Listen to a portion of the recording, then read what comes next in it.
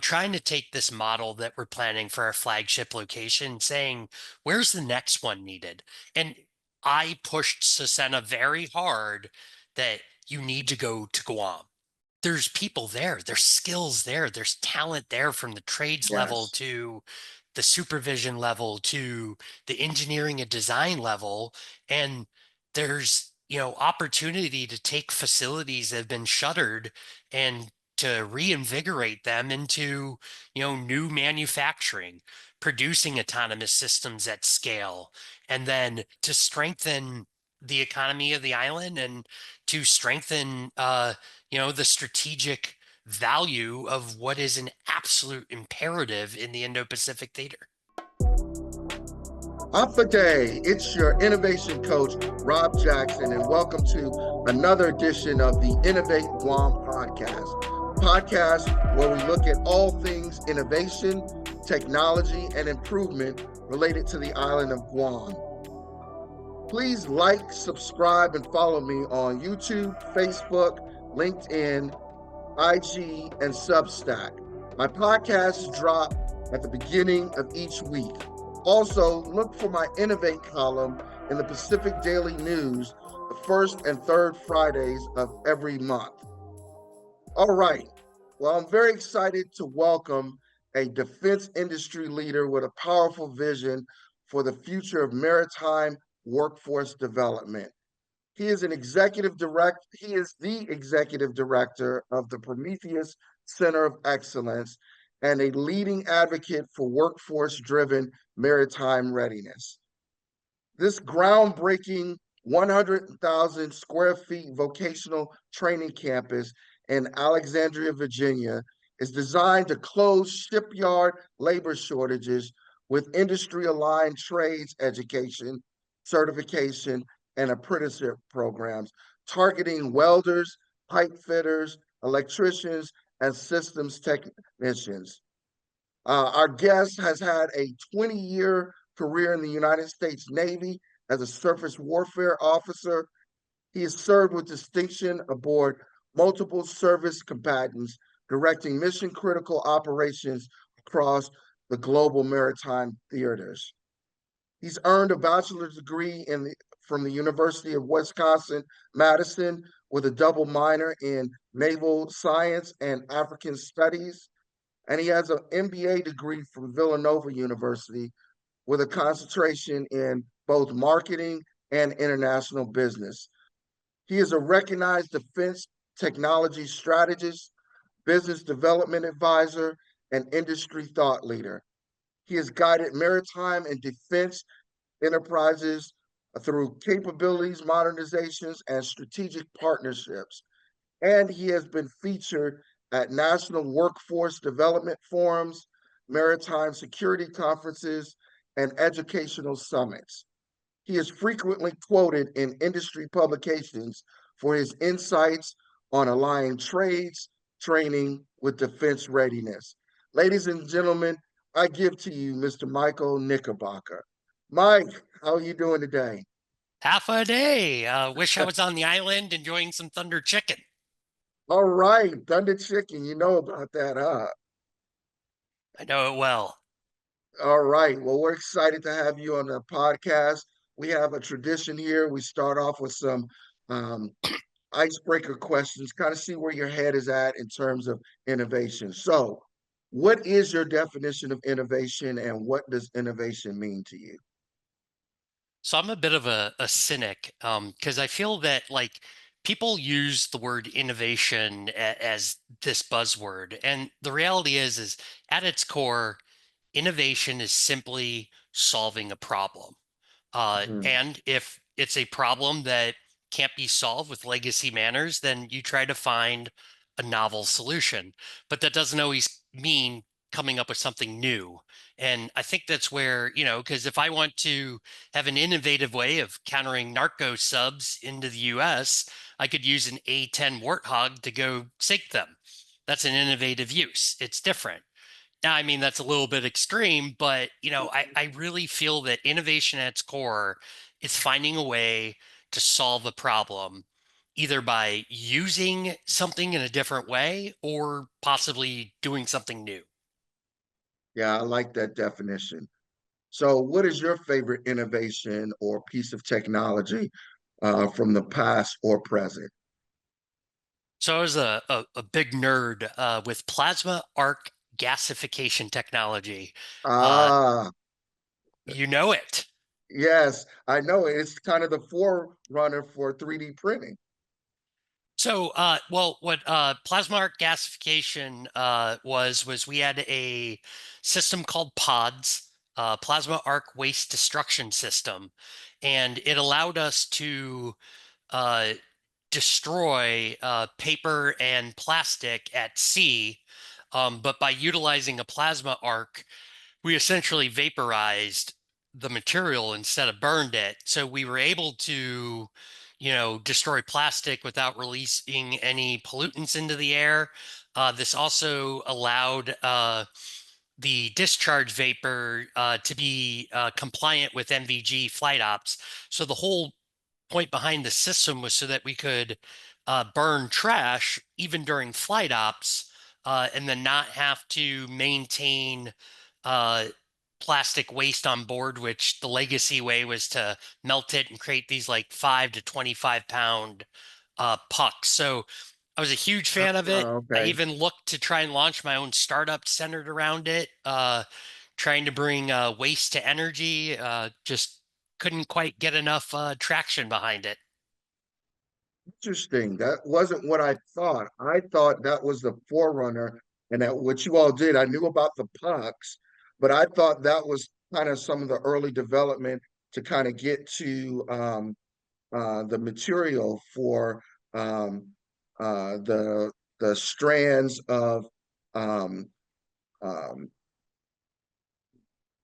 got it, the fused deposition strands that you feed through the 3D printer and melt it. I thought that was kind of they took from that technology to get to there, but I didn't realize all of that, that it was really waste disposal out at sea.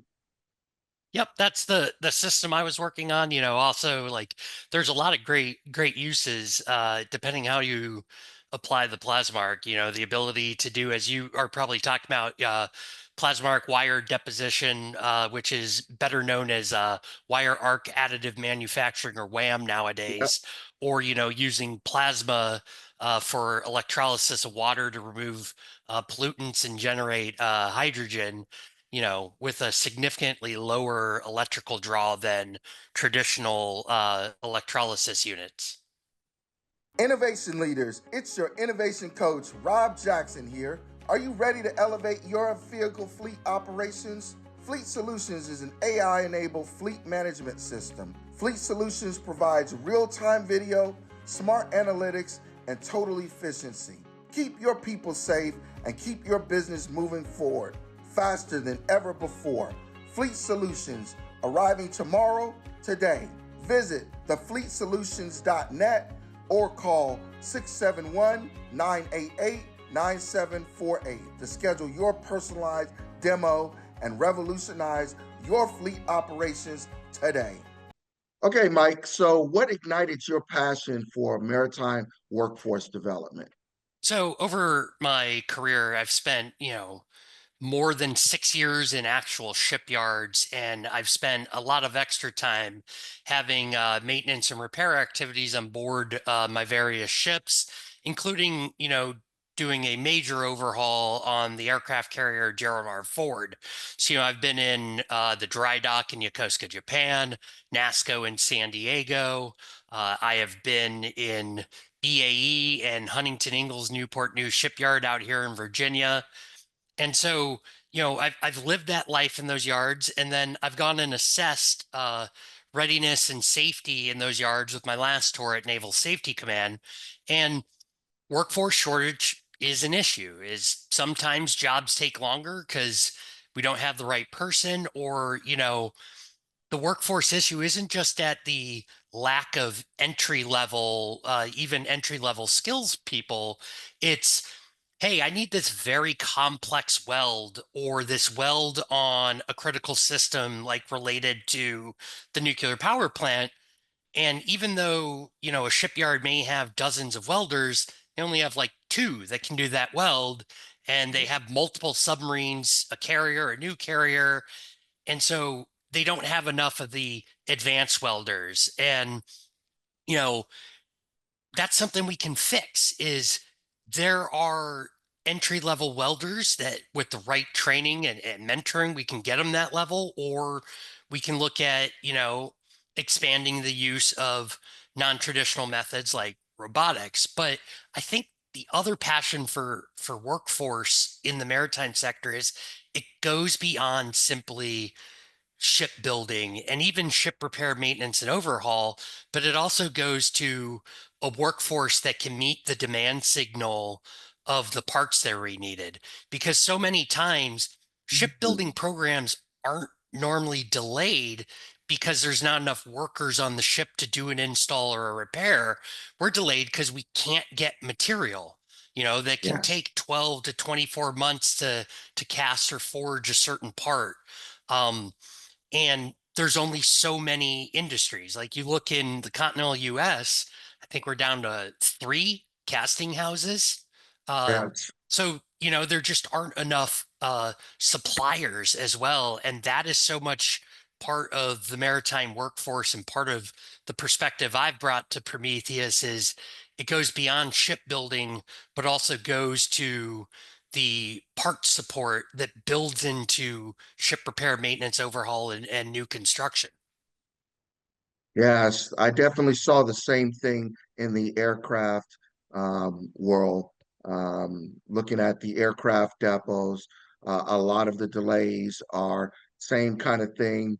Maybe you have a particular welder or technician, but there's only one or two who have those advanced skills, and now you need that advanced skills on this particular aircraft, and they're getting moved around. And then, like you said, the delays for the parts, particularly castings and forgings, those are the things that are, delaying a lot of the overhauls for the aircraft when they come into the industrial depots.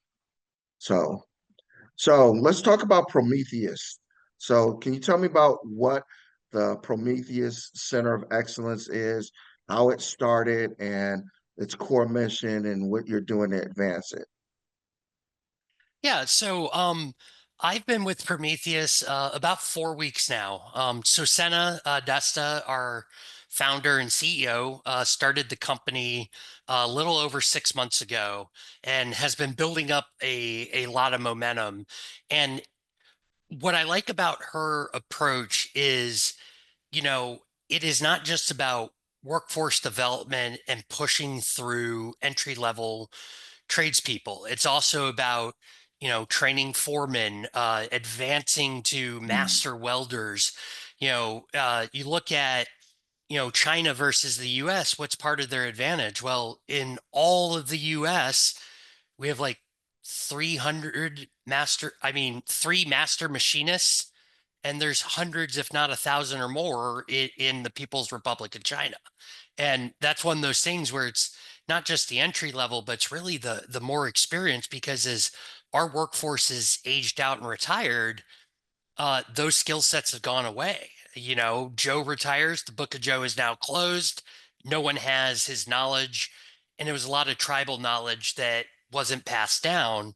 And so Yeah. what we're trying to get after is not just, you know, invigorating and targeting, because one of the reasons we're picking Alexandria is to put our flagship location is because there's a population of soon to be high school graduates and community college students and even four-year degree programs that are interested in getting into this industry in a way that maybe around Hampton Roads is a little harder to find. And there are workforce development efforts here, but there's really not much looking up at the DC area that can bring people to the shipyards or even to the ports throughout Delaware, Maryland, Virginia, and the greater DC metro area. Uh, so our core mission is to one, train that workforce. We're targeting 800 to 1,000 students throughput per year, but we want the facility to also be dual purpose. And by that, I mean actually being a manufacturing site as well. So there will be one side of the facility that will be training, but also training them to actually go and create components. So training people in the trades to be on shipboard repair, the pipe fitters, the welders, the foremen, and the rest. And then on the manufacturing side, actually training people how to utilize AI, machine learning enabled CNC machines or printable circuit board and other 3D printing and additive manufacturing technology, so that as these defense startups go to scale as original equipment manufacturers or OEMs, they're then also able to pool the workforce of people who know how to operate additive manufacturing equipment, that know how to produce these on-demand circuit boards, to not only rapidly prototype and iterate, but also then to be able to build out autonomous systems. Because if you want to talk about the maritime workforce, the maritime industrial base, it's going to be legacy shipbuilding and repair, but it's also going to need to be a piece, and the skill set is going to be similar but nuanced in a lot of ways when it comes to autonomous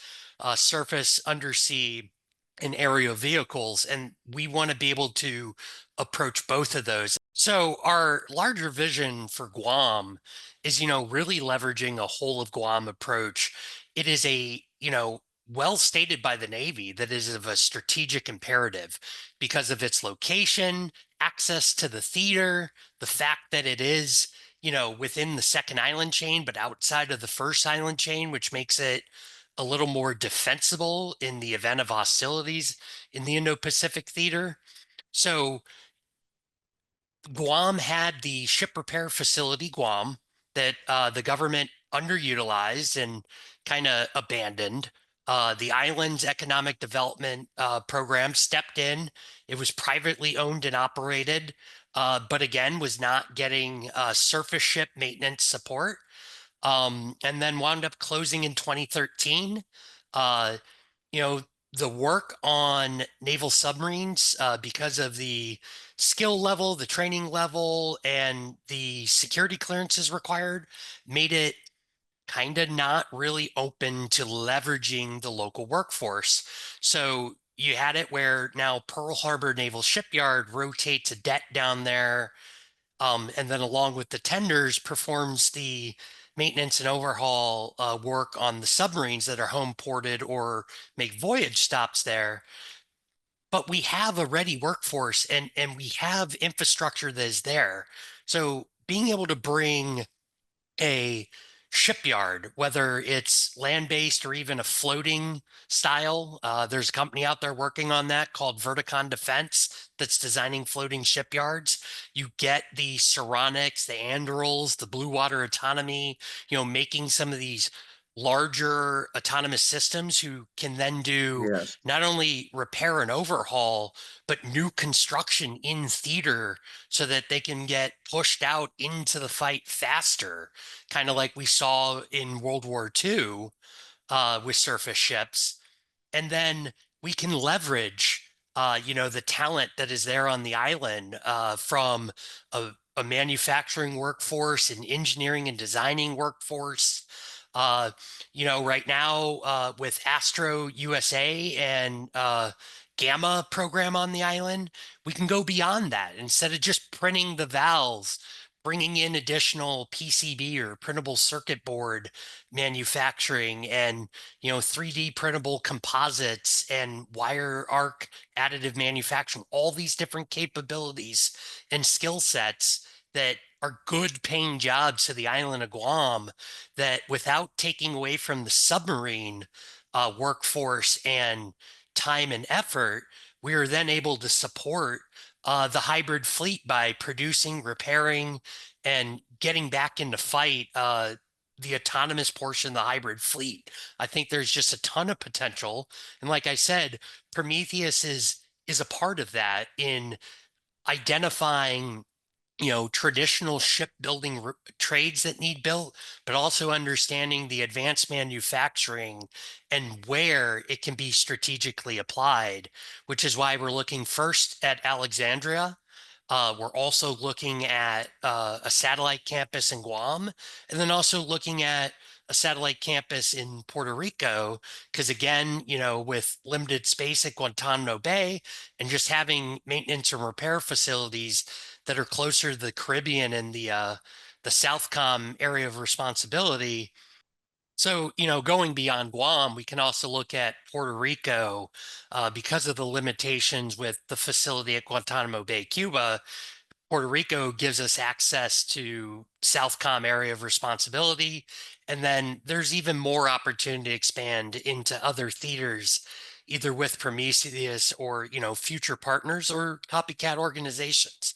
At the end, it's a team effort between the startups and the titans and the facilitators that are gonna win. Yeah, I really, really am excited about this. Listen to you break down this vision, um, spell out the capabilities as you see them. These are things that me and a lot of other people have been talking about. So I really like the fact that there's a, group of people who are seeing kind of this things the same way. So let me go back and ask some other questions for you. So you said you're starting with Alexandria, and you wanted to start with Alexandria to position it closer to DC to capture those folks maybe coming out of the DC environment versus down in Hampton Roads and Tidewater area of Virginia. Um, where are you right now in setting up that Alexandria um, a facility? Does it already have students in attendance, or where are you in the spin up? So we're right now still working on finalizing funding for the project between both, public and private partnerships. And, so we're working with, multiple members of Congress to include the House and the Senate. We are working with George Washington University. We're also working with the mayor of Alexandria and the governor's office. So, we've identified some potential site locations. We've already started developing the curriculum in coordination with industry and engaging with, the various Virginia organizations that are out there, including the Virginia Digital Maritime Center, as well as the Virginia Ship Repair Association and the Virginia Maritime Association. If we could continue on trajectory, we're looking at being operational within the next 12 to 18 months, and then looking at graduating our inaugural class and then scaling to full throughput within the first 3 years. Understanding that was a great breakdown. Now, I really like the way that you described kind of the schoolhouse side of things versus a full-time manufacturing capability and investing in the manufacturing side, the ability to bring in you know, additive manufacturing, 3D printing capability, printed circuit board repair, all of those kinds of things. Kind of overall, what specific trades and certifications are you really trying to target coming out of there? I also heard you say something about not just the trades, but also the leadership piece, foremen and all of those folks. So can you kind of go point by point on what trades you're really focusing on in this development effort? Okay, so question better asked to the director of education who's developing the curriculum, but try not to screw it up or misquote it too much. So first, looking at the hard trade. So, pipe fitters, welders, but, not just welders, looking at those advanced skill sets, dissimilar metal, being able to work on different alloys as well as on aluminum, or as I said, dissimilar metals. And then even looking at, potentially expanding into other areas like underwater welding and repair, because there's a shortage of that skill set as well. Most of them like to go to the oil and gas industry because it pays a little bit better and not so much in the maritime infrastructure repair. And then, trying to look at foremen, looking at occupational safety and health, certified safety professionals. So all those different positions, the people doing the work, the people that are overseeing the work, and then looking at, the people ensuring that's a safe workplace. And then additionally, where we're trying to leverage with universities and community colleges is also getting after the part of the workforce shortage that isn't talked about as frequently, even though it was mentioned by the Maritime Industrial Base Program Office at their industry day last week, is a shortage of engineers and naval Yes, architects for naval the architects design too. Yep. and the iterative improvement uh, of shipbuilding and modernization. Yes, yes, that's great. So, with all of those different trades and certifications you're focusing on, think that's outstanding. Um, um, Kind of going back to kind of the genesis of all of this, did your CEO kind of launch this workforce development initiative out of the executive order that was signed by President Trump to rebuild American shipbuilding? Is that kind of where the impetus came from to kind of launch an initiative like this? Yes, in part. So Senna's efforts kind of started right before the administration actually came into play, but her, understanding what was talked about during the election cycle and, what was known in industry and defense circles, for the last couple of years, she saw that and was like, that's a problem that needs addressed. And she didn't necessarily like the models and results that we're seeing from the other programs. And I mean, I think those programs are doing great work. Don't get me wrong there, but the issue you have with some of them is they're training people from the local population, and then that training center is not immediately located near the maritime industrial base. And so they wind up in other trades related to the area where they're actually from. So that's Right. why we're trying to target a different area. In Hampton Roads, there are several initiatives, but part of the problem is if you grow up in a fishing village, a lot of people don't want to be fishermen, and you see some of that of because there's so many shipyards, some and the Navy, a lot of people don't want to be necessarily involved in that, and they're looking to go in other ways, which is why, we're trying to look at, not just the traditional shipbuilding skills, but also looking at, the advanced manufacturing techniques and those things. Because again, you don't necessarily want to move to an area with a shipyard. Well, you could still be part of the maritime industrial base, even if you're still living in Alexandria or, living in Iowa, by producing the components that are needed for critical materials for building and repairing ships, or, building and overhauling autonomous systems. And that's why we're trying to look at it as the maritime workforce is not just welders and pipe fitters. It goes beyond so much more than that. And it's not about just getting bodies in the shipyard. Because again, a lot of the delays in shipyards aren't because of a lack of personnel or a lack of effort or a lack of planning on the part of the yard. It's that they can't get critical pathway materials in time. Yeah, yeah, yeah, that's great. And I really like uh, how you frame that in terms of adding the advanced skills into the equation.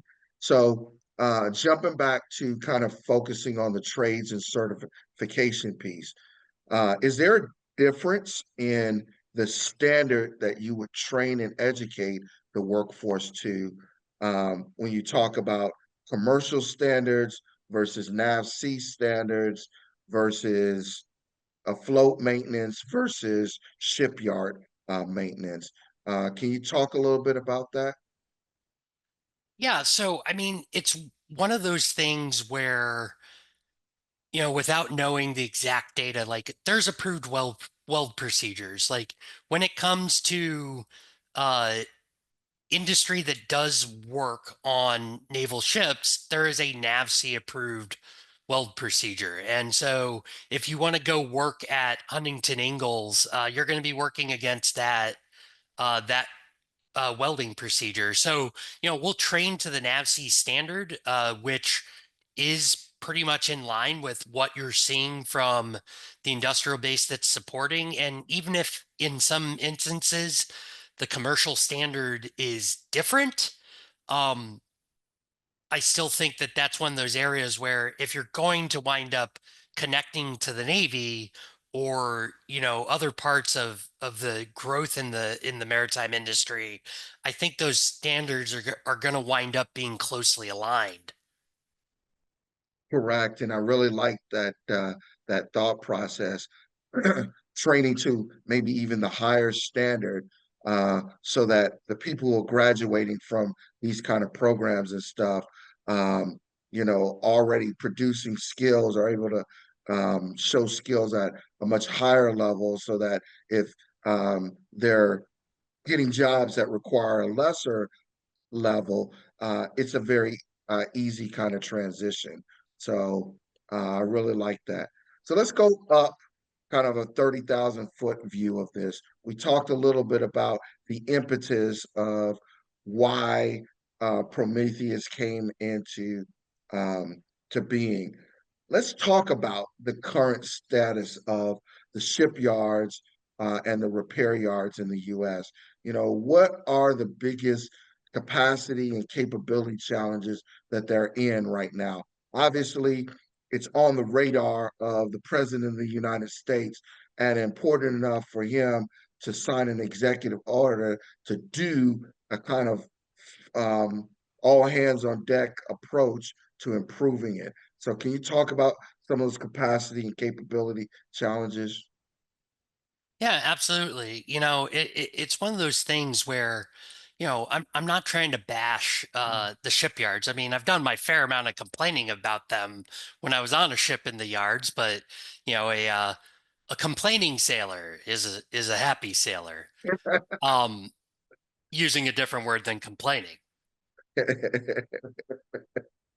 So what I would say is the Navy has not been the best customer in the past, and that has made it hard for the private shipyards to, be able to make those investments into improving and modernizing their own facilities. And then in a lot of cases, uh, we couldn't commit to what the total program buy would be.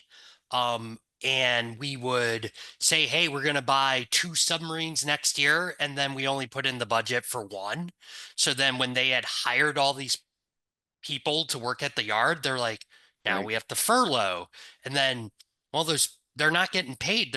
They might not be there when the Navy comes back to the yard. And then the yard tries to go back uh, to the labor force. So, one of the most extreme examples of that was you look at Bath Iron Works, where the Navy had said we were going to go to the Zumwalt class, and so we recommend you divest from the Arleigh Burke line.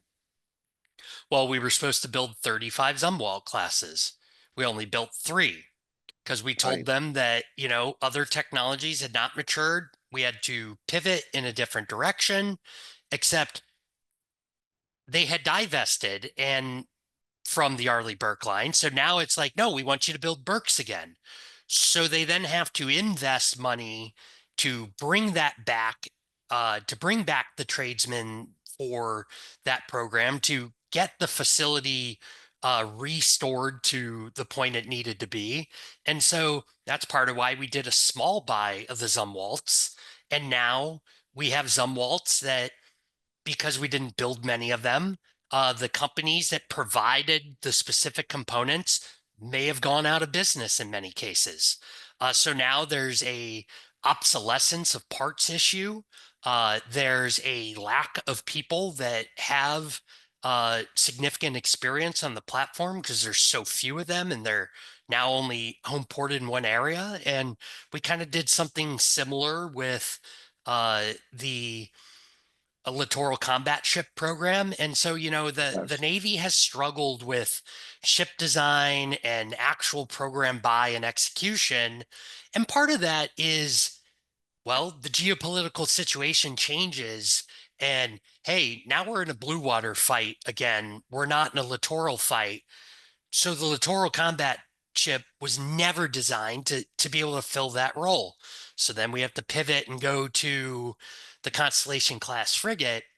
But because of the realities of being able to sustain the cruisers that are aging or some of the older destroyers, we can't produce enough destroyers fast enough. So now we need to change the design on the Constellation frigate to include VLS, to include spy, excuse me, to include SM6. So now the shipbuilder, Fincantieri, is in a terrible situation because they have an unstable design. And so they're trying to hire and procure materials on something that's not complete. And now you're seeing more and more delay built into the program. And then, you look at Columbia class program with Huntington Ingalls and General and Electric Boat. And part of the issue they're running into is that there's just not enough people making some of the components. So if there's, anything where, hey, they lose the 35-year guy that was the old graybeard know how to do this to now shortage of raw materials because we're trying to divest from being reliant upon China for some of our raw materials. And so now it's, hey, we can't procure this alloy at this rate because we're now sourcing it from a new area and we have to develop that mine and develop the processing facilities and develop the foundries that can actually go and turn it into a usable piece to then get it to the manufacturer to turn it into the component.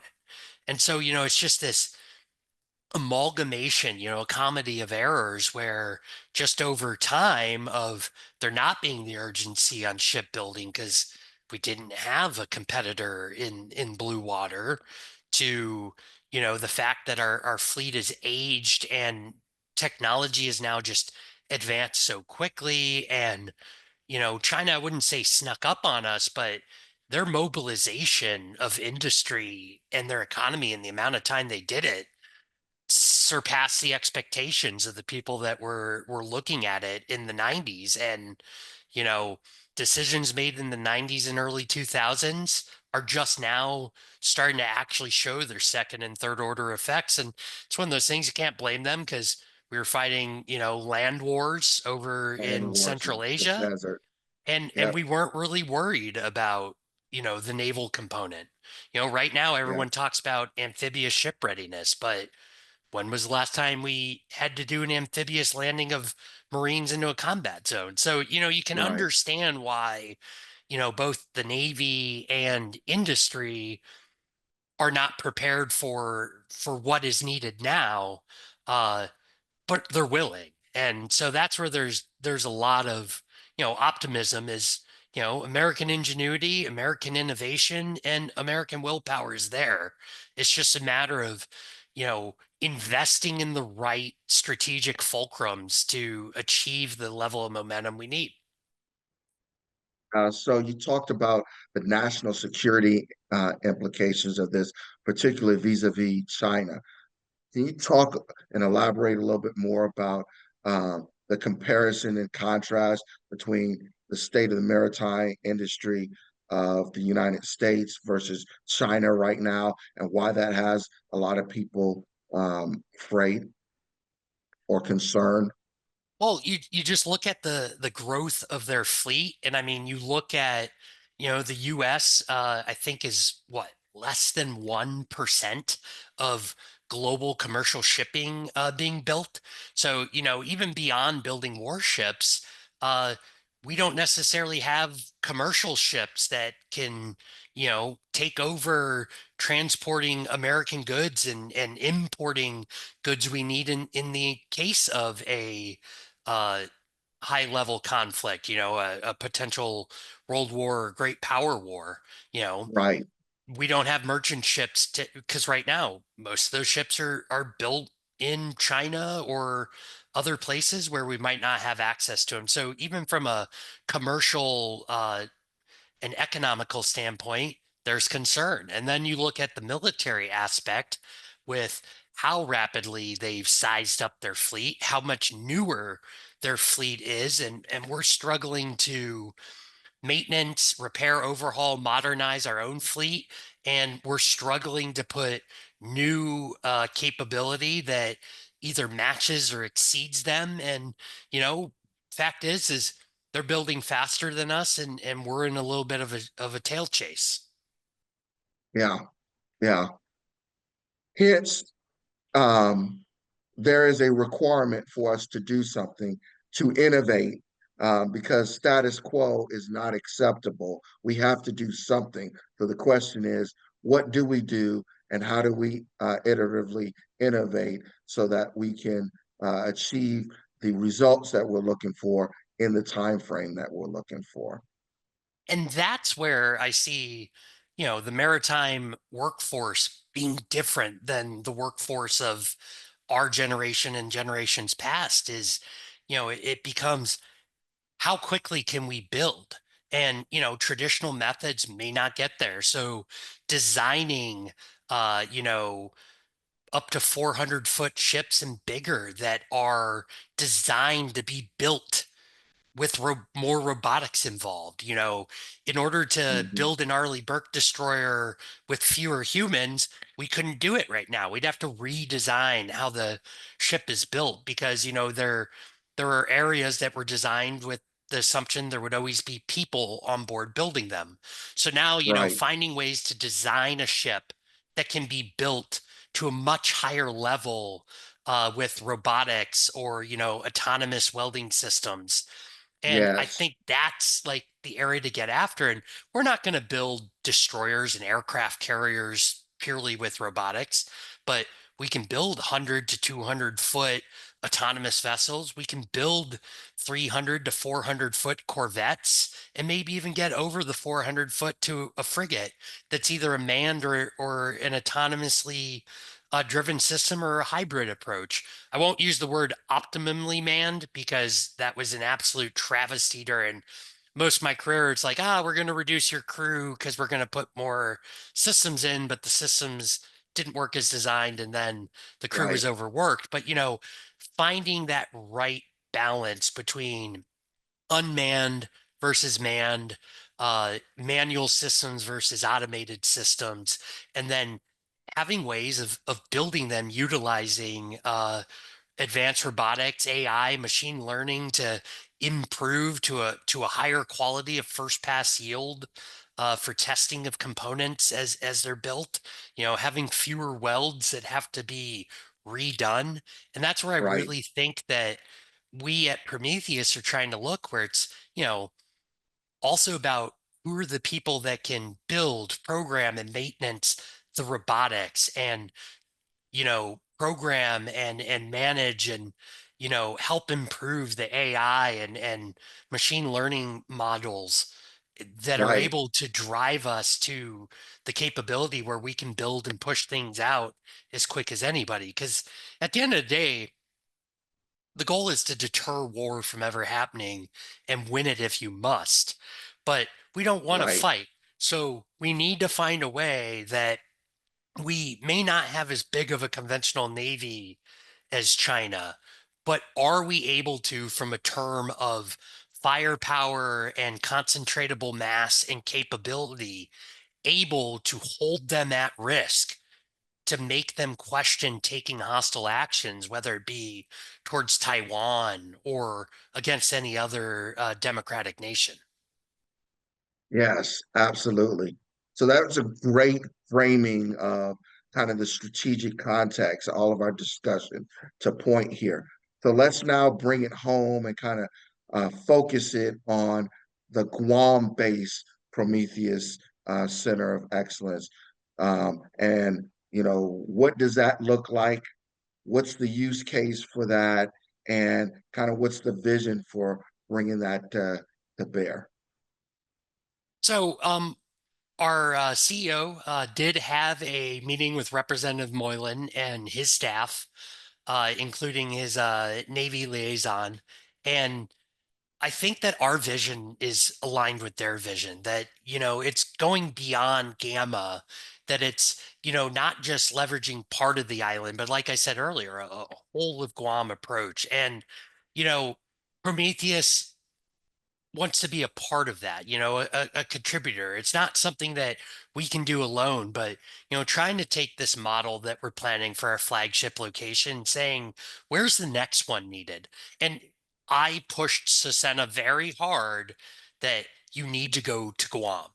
My last visit to the island was about a year and a half ago, when I visited with, the submarine squadron out there and toured the tenders, and understanding, what were their challenges from receiving material for repairs, what were their challenges in, just having the other infrastructure in place to support the maintenance and upkeep of the tenders themselves. And, I alluded to the challenge in utilizing, some of the local population for the nuclear level work, but there's there's people there, there's skills there, there's talent there from the trades level Yes. to the supervision level to the engineering and design level.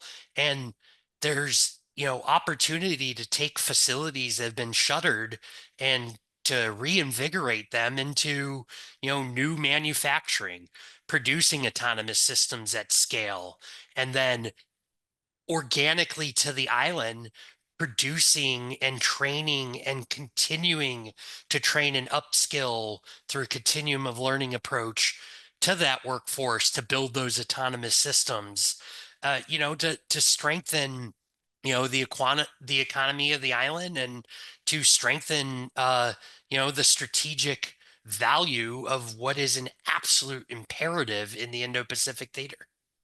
Yes, absolutely. So right now it sounds like this is conceptual. We're having discussions with the right people.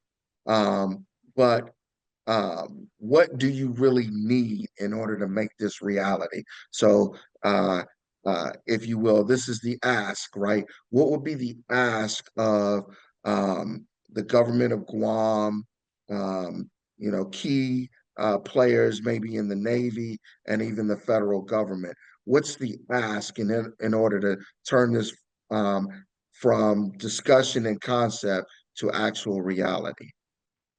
The current version of the National Defense Authorization Act has, 1.6 billion allocated for investment in Guam.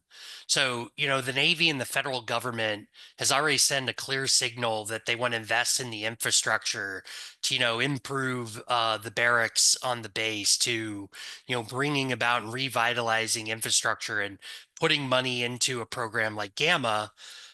So what the ask is, you know, is 1.6 the right number? Does it need to be higher?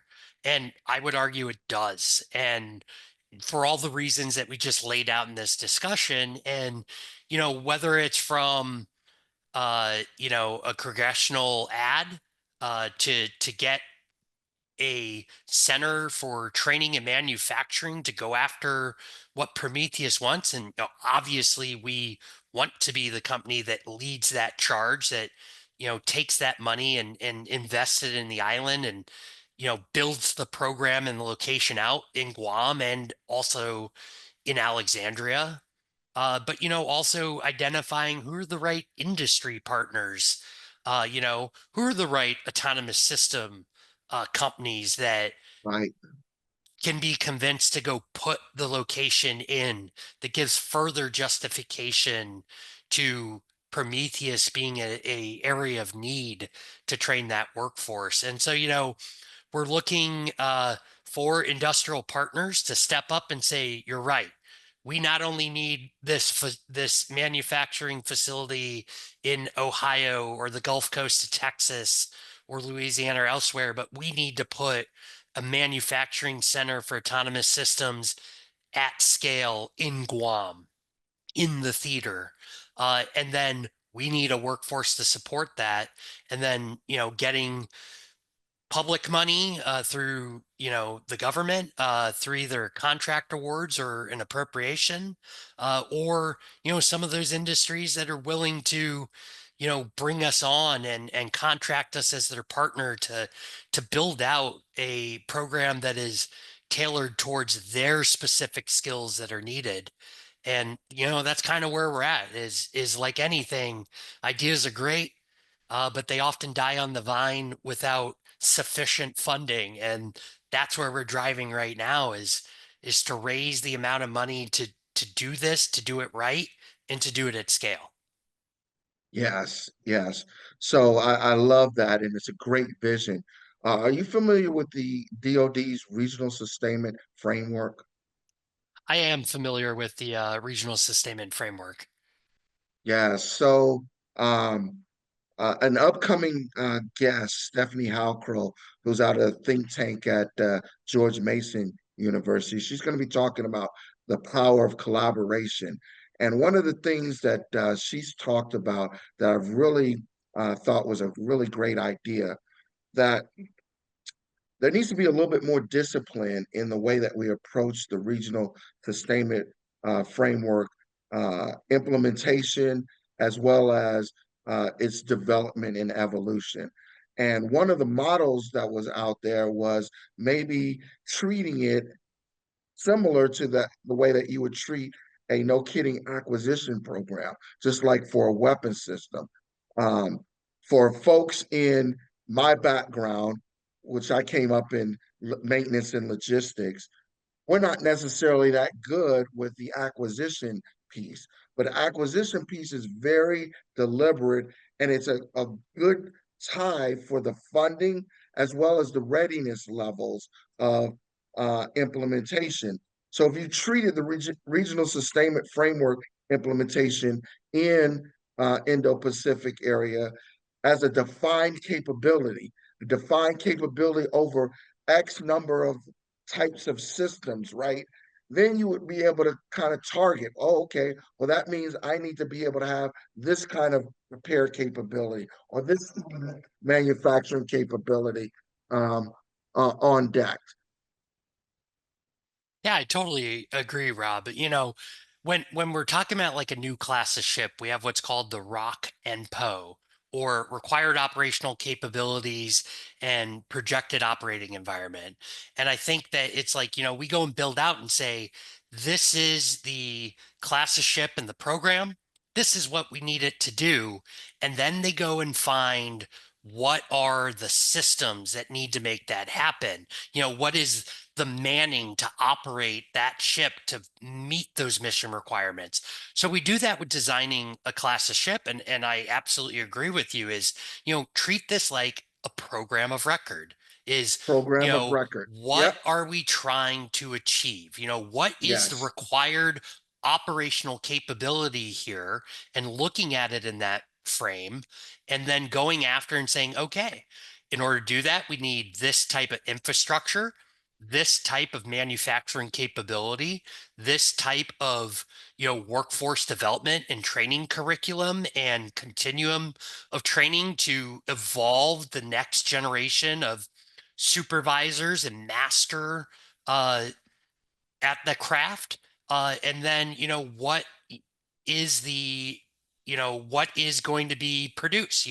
What is the predicted operating environment? Are we building and sustaining submarines with this? Are we building, sustaining an unmanned system? Are we building and unmanned sustaining systems, yeah, a manned ship? Because if I'm bringing or in, parts, or uh, yeah, yeah, associated parts and components. Treating it like that. I like that way of kind of cascading and dissecting it into its component parts. It's kind of like an acquisition program on steroids, if you will. And you're kind of just breaking it down and saying, this is the capability that we need in theater in Micronesia in order to support our plans for countering a near peer competitor in the Indo Pacific region. And funding it as such and a structured development of that so that all is in alignment. Industry, DOD, federal government, local government, and industry. and I think that's where we've struggled is like, we say the word workforce development, and I'll tell you, amongst some of the people I know in the industry from, the commercial side of it, tell me like they kind of scoff at workforce development because it has gotten a negative connotation, and I think that's where there's an opportunity here where, like I keep saying, it's not the workforce development of old. It's not doing surgery with a battle axe. We need to be very purposeful in what is the desired end state. What are the capabilities that we want to achieve and sustain? And then what personnel does it take? What skill set does it take? What training does it take? And then, what are the materials and infrastructure around it? Because again, if we go and we leverage Guam for building and overhauling autonomous systems, I don't need to invest in berthing facilities when I have to offload a crew from a manned ship. So, do I need to spend as much money refurbing or building new barracks or a parking garage? No, I can focus on building the infrastructure to support more workers in a larger manufacturing line because, there's only so much land, there's only so many dollars. Yes, yes. I love the way that you're thinking about it and the way that you explained it.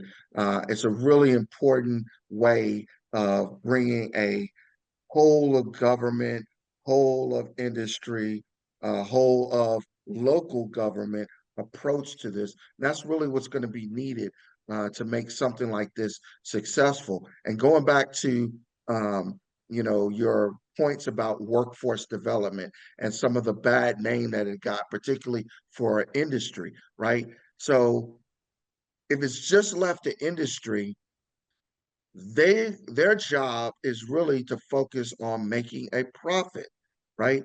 They're there to deliver a product or service and make a profit doing so.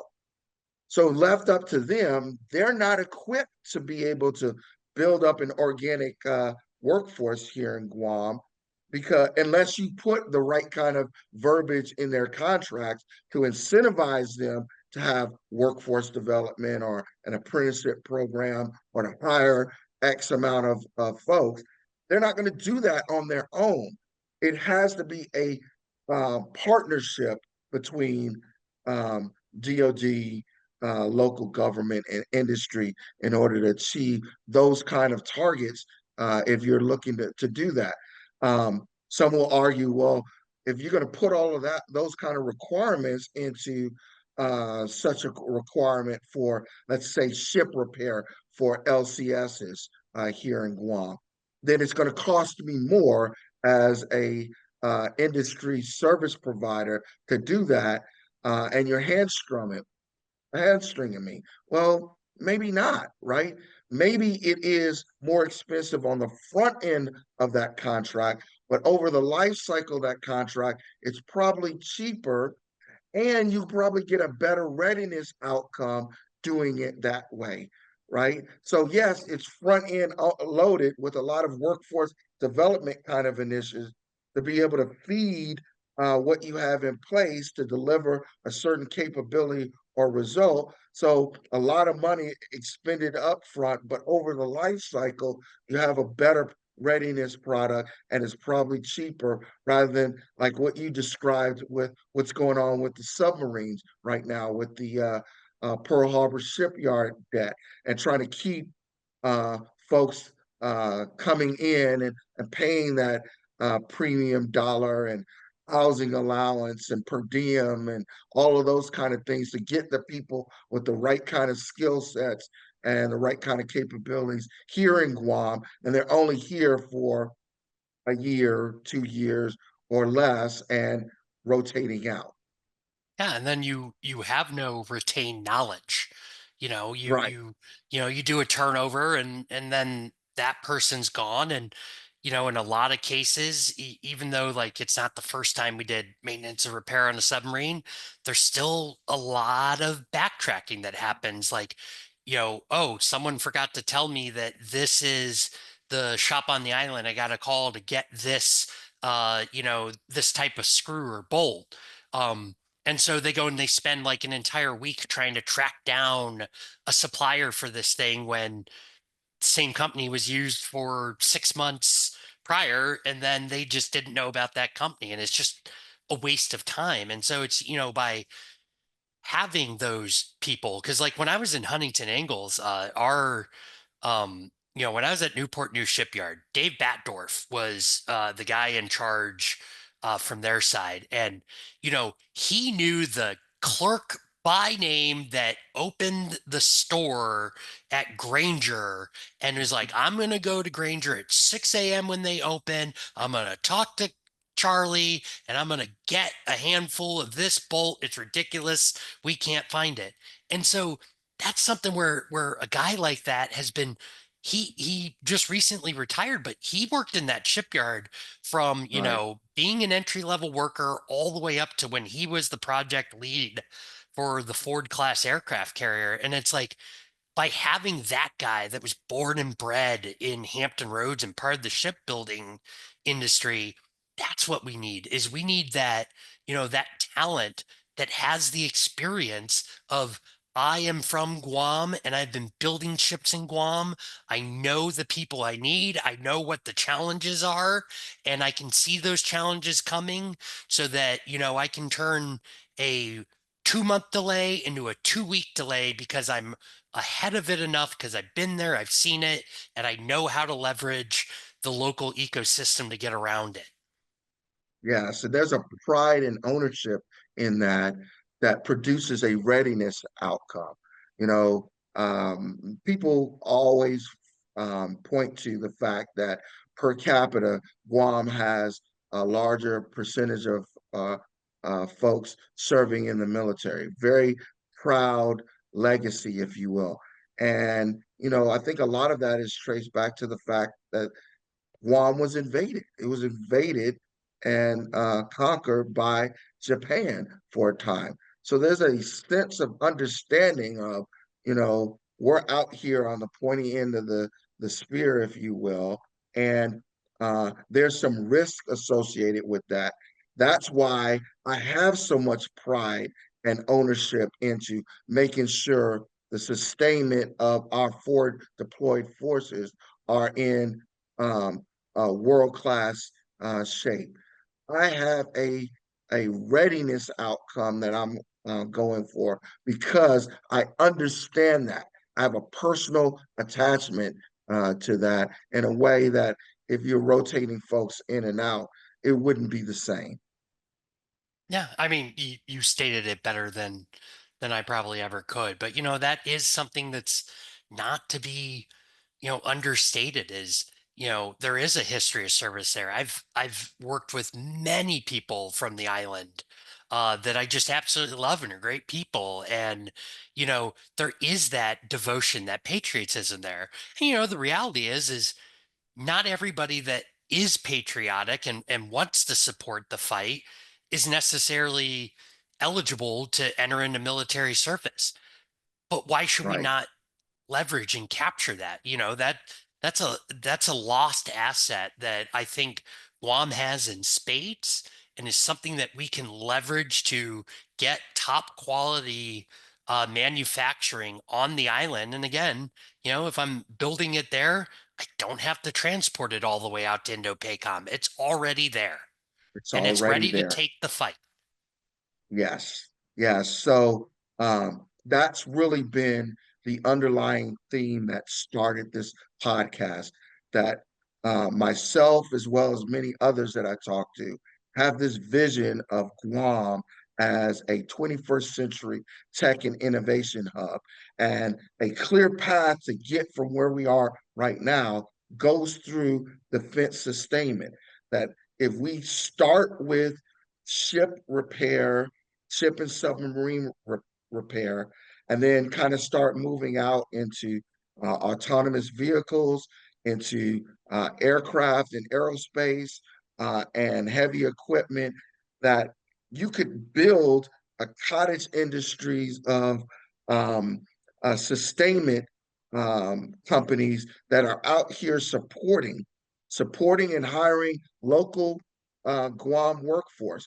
And if they're doing it with cutting edge technologies like additive manufacturing, AI, machine learning, and all of that kind of stuff like that, and not starting it from like 1970s or 1980s kind of industrial work. They're setting up smart factories, micro factories, starting with the beginning, the end in mind, starting up with dual use factories.